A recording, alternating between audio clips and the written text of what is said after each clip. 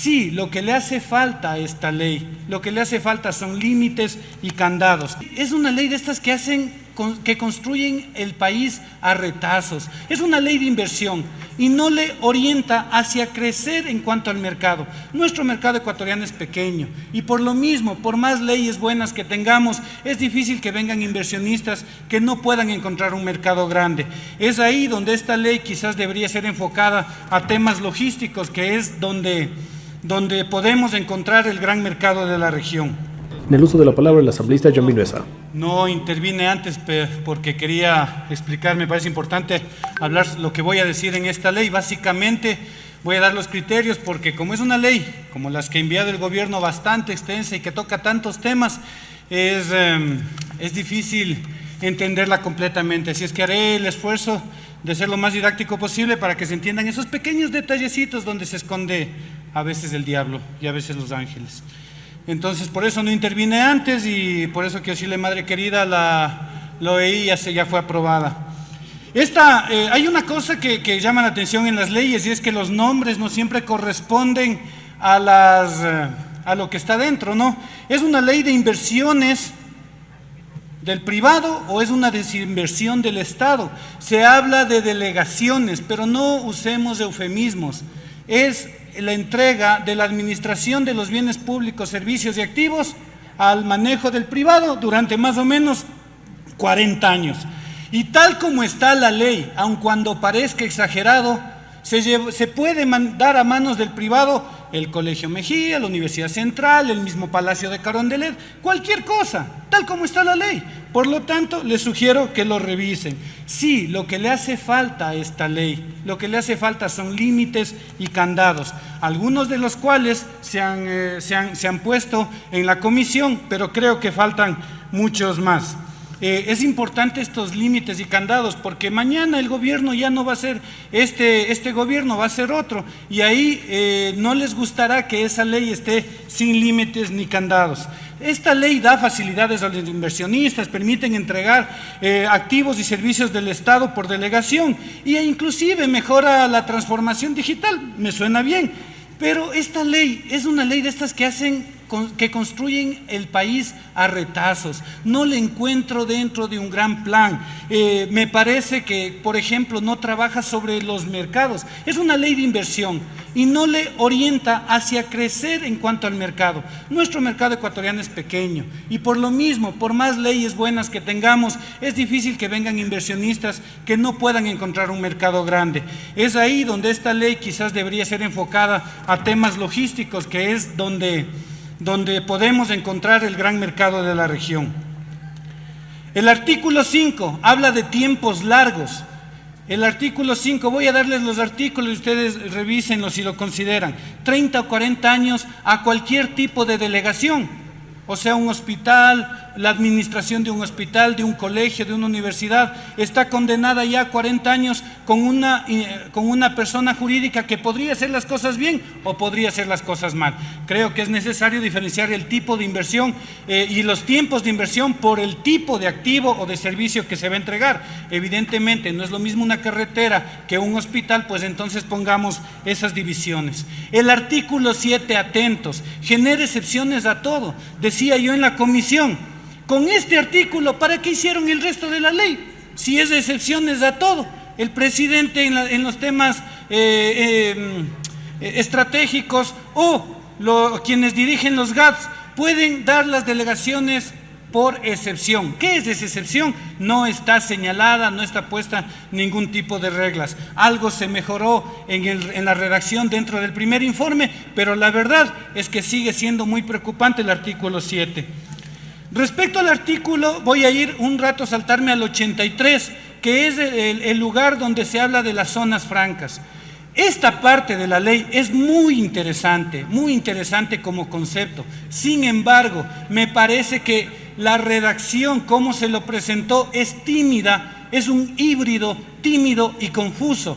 Todavía marcan las sedes, las SAL y las zonas francas como tres cosas diferentes cuando son lo mismo. Son zonas francas de diferente tipo. Y es más, les dejan por fuera otro tipo de zonas francas, como las de deportes, cultura, investigación, sandbox, tipos de zonas francas que deberían estar incluidas, por ejemplo, para que se pueda rodar sin pagar aranceles una película que pueda venir a rodar en el país. De esto no quiero profundizar más porque no me va a dar el tiempo. O por ejemplo un evento deportivo internacional para que no tengan que pagar aranceles los equipos que vengan. Es decir, que esta parte de la ley es súper interesante, pero está confusa. Necesita una reestructuración total sin perder el sentido. Y una cosa adicional en cuanto a las zonas francas, una gran preocupación de quienes escuché que presentaban, hacían sus exposiciones, decían, las zonas francas, y con una voz así decían, las zonas francas deberían estar en lugares donde hay infraestructura adecuada y suficiente. Espérate un rato, y los territorios que necesitan desarrollo y que no tienen esa infraestructura adecuada y suficiente se van fuera de la ley. Es por eso que se pidió que se ponga el principio de equidad territorial, me parece en el artículo 9, y que les invito a todos los asambleístas de la bancada de los asambleístas de provincias a que luchen por este principio, más allá de lo que tengan en sus bancadas ideológicas. El artículo,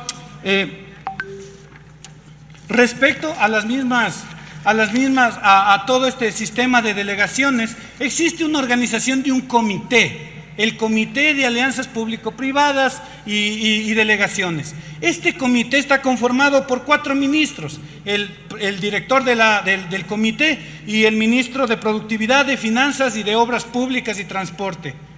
Y el resto hay otro nivel de invitados, con voz pero sin voto. Digo yo, si estamos trabajando en un plan país estructurado, coherente, sistemático, quien debería tener voz y voto debería ser el ministro del ramo del cual se está dando la delegación del servicio.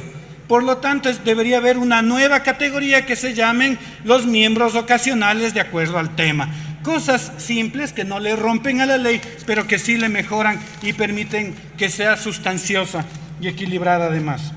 Hay otro tema, ese es el artículo 11. El artículo 8 habla del valor por dinero, en el cual hacen un cálculo de cómo funciona financieramente un servicio y dicen, si es que no es el resultado positivo, entonces vaya hacia el privado. Espérate un rato, ¿cuánto es el resultado positivo? ¿$1 más, $1 menos? Considero que se debería poner un porcentaje, un 30%, que siempre estos estados financieros siempre tendrán errores, y si es que en un 30% no demuestra una sustentabilidad financiera, pues que podría ir a una delegación. El artículo 9 habla de principios, y entre estos el tema de las delegaciones.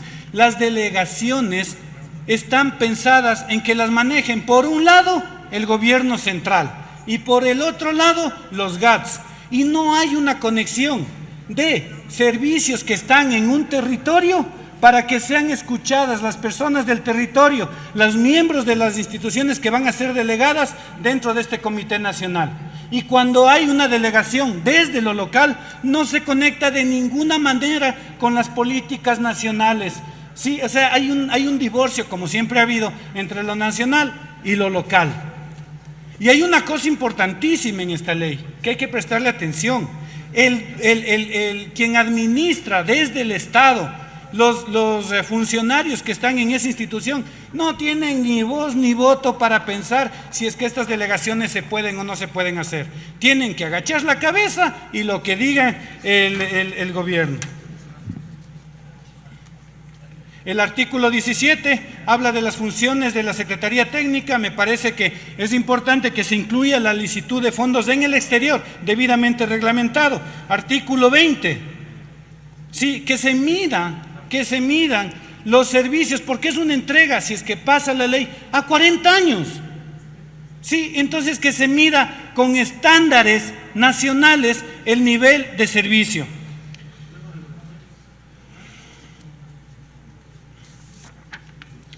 Hay otros libros, el libro 2 es el tema de la transformación digital, me parece bastante bueno. Me preocupa el artículo 71, donde ponen a delegaciones de más de 15 millones ya la obligatoriedad de que sea arbitrado en el exterior.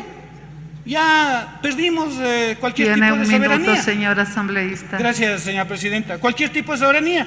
Les ruego que estén atentos a estas reformas. Artículo 79 al 113 es todo lo que significa zonas francas.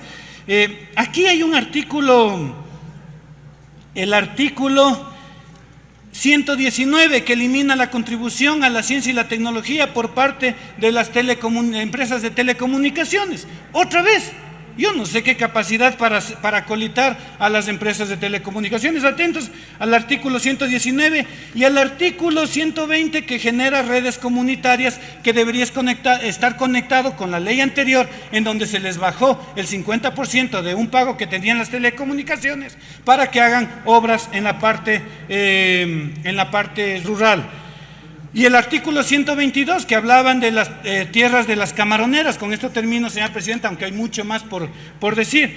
La entrega de tierras camaroneras concesionadas en venta, con un gran peligro de que haya asentamientos futuros en esas tierras ya vendidas, de que siga mermándose el manglar. Y sobre todo una cosa por la cual debería eliminarse este artículo de esta ley, que ya hay 3 proyectos de ley en camino, uno de los cuales fue archivado y 2 que están en proceso, que es donde se debería tratar este tipo de leyes.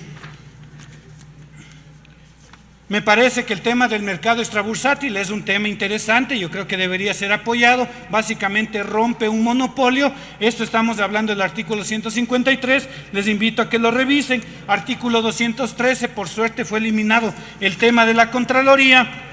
Y el artículo, me parece que es el artículo 9, se me va de la cabeza, donde habla de la conformación de los fideicomisos para estas delegaciones, en donde yo pedí en la comisión específicamente que se ponga la prohibición de que el fideicomiso pueda enajenar los bienes del Estado, y hubo una amplia oposición diciendo que el fideicomiso no puede vender, pero es que hay que ponerlo expresamente en ese artículo en la ley. Si no, lean el artículo 195, donde en cambio se habla de las fiducias, en donde permite expresamente enajenar los bienes. Hay bastante más para contar en esta ley, pero con lo que les he comentado, creo que es unos buenos insumos para el segundo debate. Gracias, señora presidenta. La participación del asambleísta por la provincia de Chimborazo, John Vinuesa, quien manifestó puntualmente que hace falta establecer en esta ley límites y candados. Si bien ya se logró en una parte en la comisión, aún es necesario pulirlo, dijo el asambleísta.